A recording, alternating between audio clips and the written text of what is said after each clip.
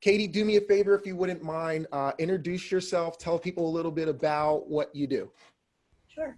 My name is Kate Belinksky. I'm a marriage and family therapist in the Northeast section of Philadelphia. I currently work for a nonprofit organization, and I also have a location in Jenkintown.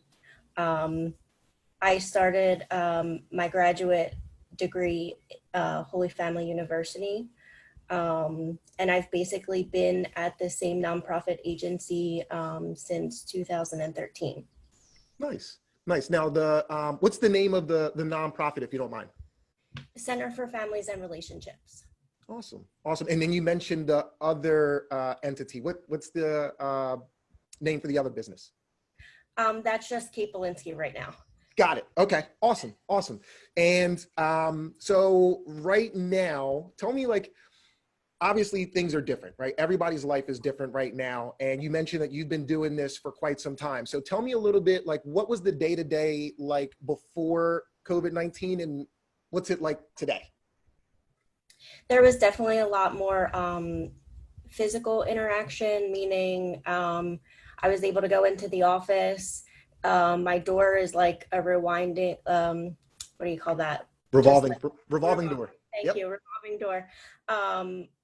Patients come in on the hour from 9 to 5 or, whatever hours I'm working that day. And now I get to see them, virtually, but I'm grateful that they're still attending, but it's just not the same. Yeah. Do you see the same, like, because again, with technology, not everyone has access to internet and webcams. What's like the percentage, if you will, of people who are partaking in more of like the digital meetings? I would say there's still a significant amount. I want to say like 75%. That's healthy. But yeah, it's great. Yeah.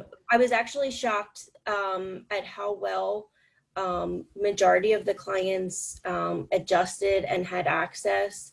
But there are also definitely a significant amount of clients who don't have access. But of course, we're still working really hard to be able to reach them. And so we've been doing phone sessions.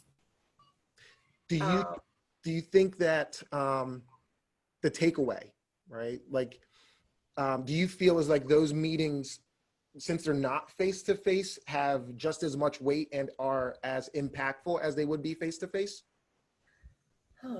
I would like to think my skill makes it that way. Yeah, for sure. But there's definitely a difference. I'm lucky in that I've had a lot of clients going into this, so I've already had the time to build that rapport, which has helped me with the phone sessions.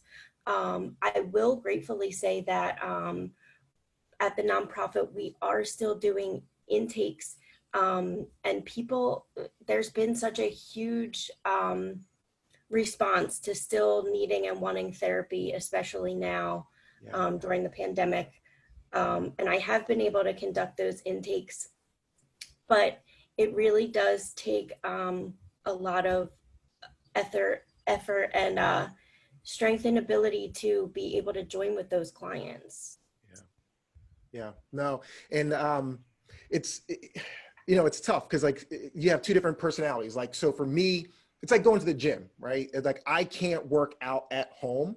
I'm trying desperately, but there's something different about being in like, the controlled environment where people are there kind of for the same thing. Like, and I feel like there's a disconnect. Like, so like I've tried the YouTube videos and like the Zoom like workouts, and although they're fun and it's something, it's just a little bit different. So I guess that's my comparison, if you will. But so do you think that this is going to be something like that is going to become the norm? Do you see like this becoming more and more normal as time progresses, even when we go back into like green or whatever the color codes are for mandates? What do you think? I definitely think so. I actually hope so. It's not for everybody, but there's definitely a population that we have been able to reach that we weren't able to before. You know, those people who maybe have like chronic illness, physical, limitations that they're just not able um, to get out, or even just limited resources. Um, and this has kind of allowed them to engage in something that they need. Yeah. Agreed. Yeah, I support the hope that it stays around too, again, because it fills the void for the person who just can't get to your office, or for the person who is just a little bit more comfortable, even if it's for like just the first few conversations, from doing it from their couch, right? And if that's what it's going to take for, even if it's 5% or 10% more people to be able to have conversations and get help, then it's by far a win-win.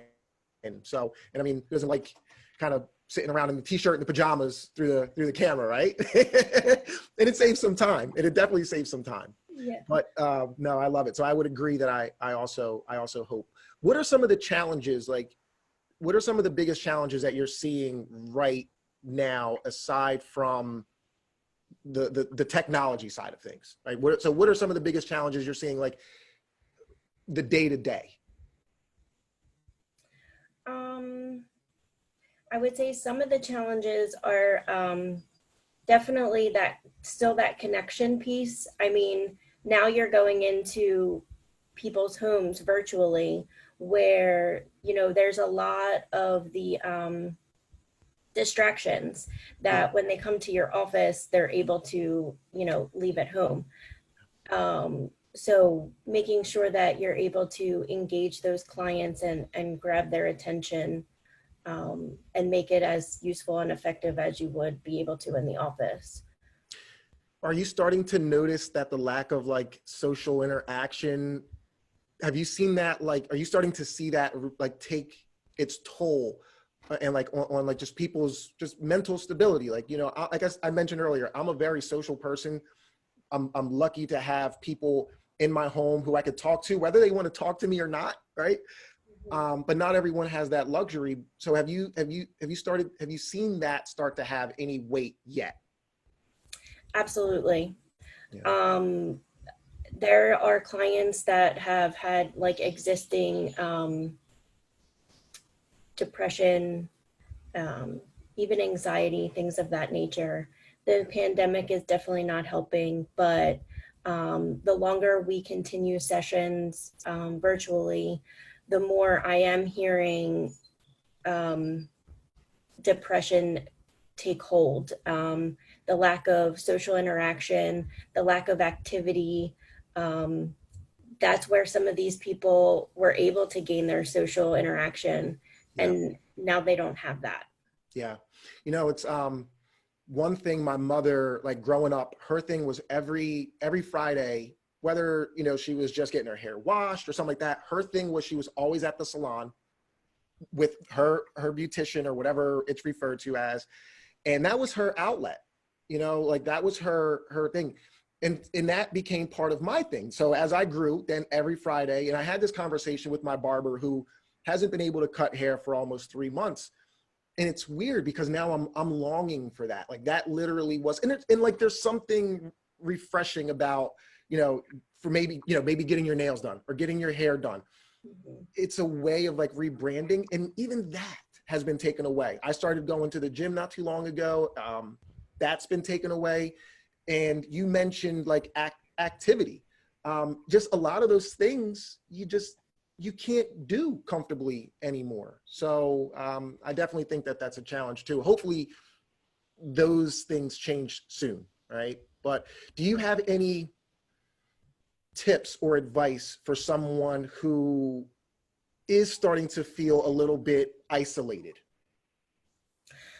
Yes. So my tips or my suggestions recently have been trying to, even though it's still over the phone, or even if you do have access to like FaceTime or, any kind of Zoom meetings or anything like that, utilize them to connect with the people that you're used to connecting with.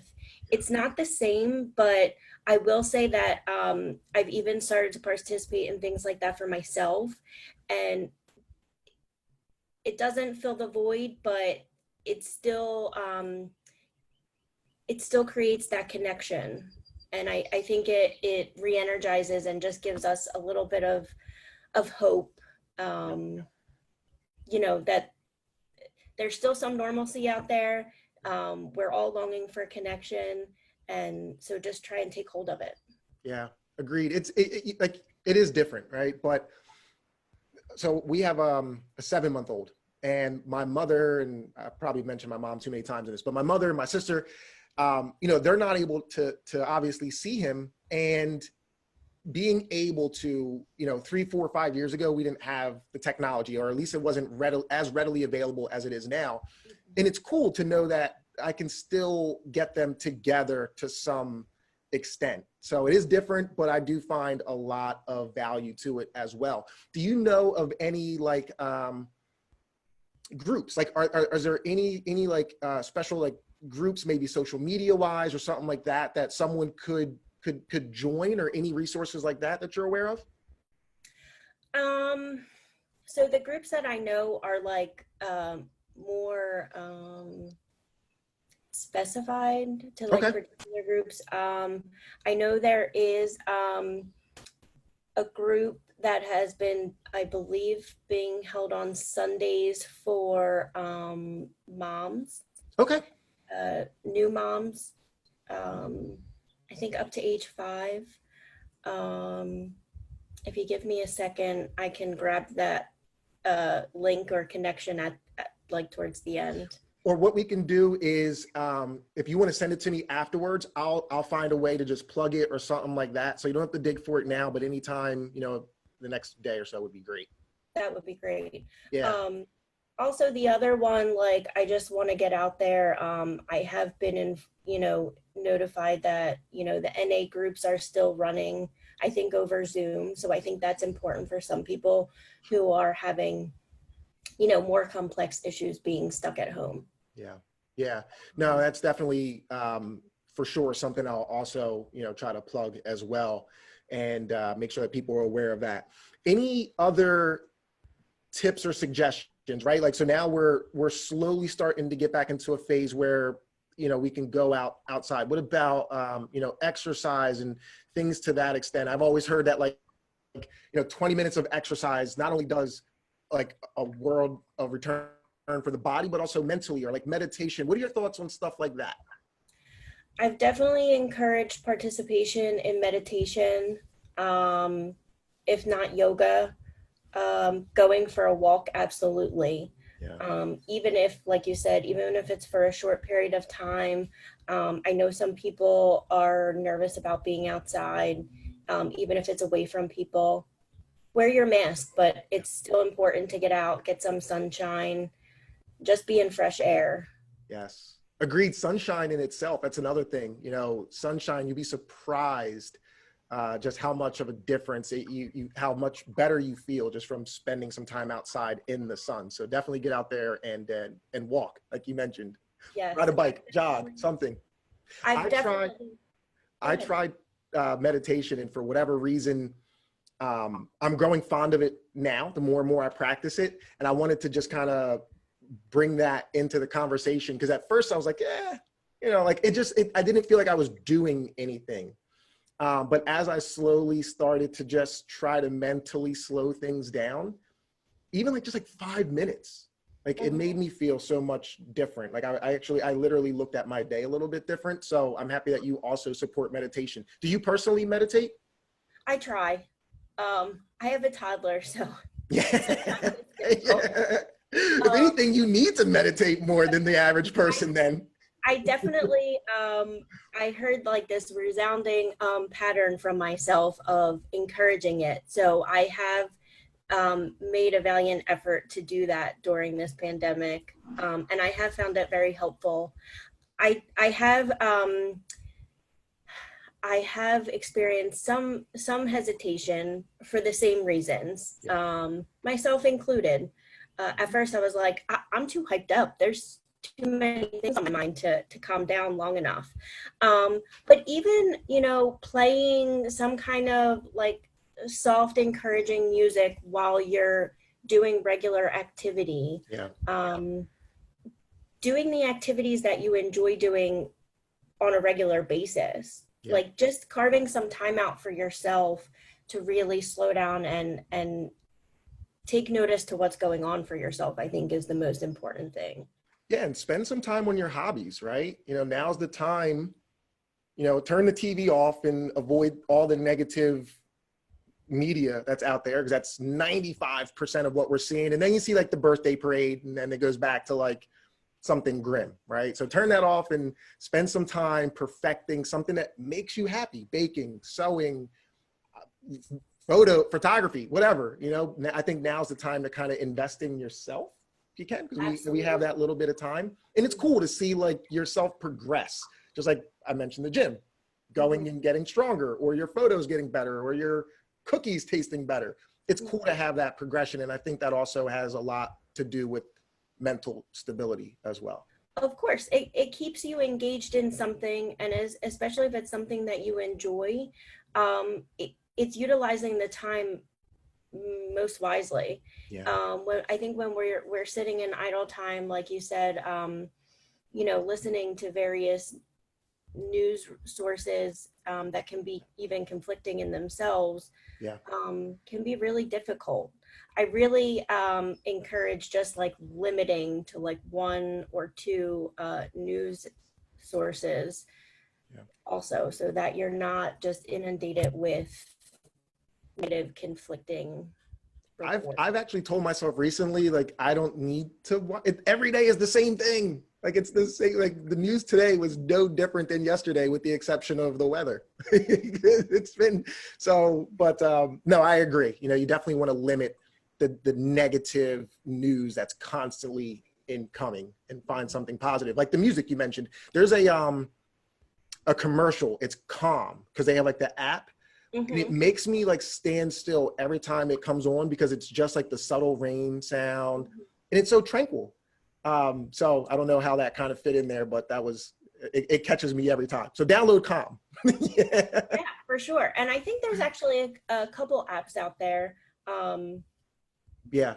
They're skipping my mind right now, but I can definitely send them to you with the links as well. Yeah, that's great. There's another one that's also coming to mind as well, that I think I had on my iPhone at once, but if you can dig another one up or two, the more resource, the better. Any other tips or suggestions for someone watching this who isn't quite ready to pick up the phone or schedule a Zoom call, but again, is just feeling a little bit down and out and isolated? Anything else that you could add that might be of value? When do we get a chance to slow down? Huh. So, so trying to put like a more positive spin on the situation, it's time to slow down. Find something for yourself that you do enjoy. Maybe you haven't been able to do it for a while. Kind of try and re-energize yourself in whatever way you see fit. I definitely, the feedback that I've gotten when I have encouraged going for a walk is that it's such a drastic difference. Just getting some sun, being able to be in a different space and not looking at the same four walls, Yeah. even for a short period of time, it goes a long way. So just, Yeah. I encourage you to challenge yourself to do that. Take Yeah. 5-10 minutes for yourself. Slow down, be in the now, right? My wife and I have been walking a little bit more together as a couple, and it's amazing how many things we've noticed about our own community that we never noticed before, just because we never slowed down enough. We passed that house a million times, but never noticed how well the landscape was, or how well they decorated, like little things like that. So I really love that last tip. Final thoughts, and how do people get in contact with you? My final thought is just, if you're thinking about it, I really encourage you to just pick up the phone, whether it's somebody that's already in your life or just needing an outside, perspective, I really encourage you to pick up the phone and contact somebody, because we're here waiting. Yeah. And we definitely want to be able to help you. CFAR, Center for Families and Relationships, like I said, is definitely ready and able to take intakes. We have a website, cfarcounseling.org. All our contact information is on there. Please reach out to us. And I'm going to make sure all of that information is like really easy for them to get to. And you mentioned it was in the Northeast, correct? The brick and mortar building itself is in the Northeast? it's not brick and mortar. We're Bustleton and Borbeck. Okay. 7901 Bustleton. So we are in the far, I don't know if you would consider it the far Northeast, but we are located in the Northeast section of Philadelphia. Yeah, no, understandable. And you know what, that brings up the last point, because I mentioned location as if like someone, like I really think like right now, that doesn't matter, because you could connect with someone on the other end of the country right now because of the technology and the way that we're trying to connect with people. So with that said, I want to thank you for taking some time to speak with me today, especially during this month where, you know, this is awareness month. So once again, and I know you're extremely busy, so this means the world to me. And I will be sure to get this out. And if anyone has any questions for you, they can contact you through the information that I'm going to put up. Absolutely. I'll provide information for both places. Like you said, connecting over Zoom, I'm kind of all out of sorts with locations. Yeah. And contact numbers. Yeah, but that's a good thing. It gives us a way to again expand our reach and help more people. Of course. So again, thank you and enjoy your weekend. Thank you so much. I really appreciate this opportunity. Absolutely. It's been great. Thank you so much, Chris. You're welcome. Bye-bye.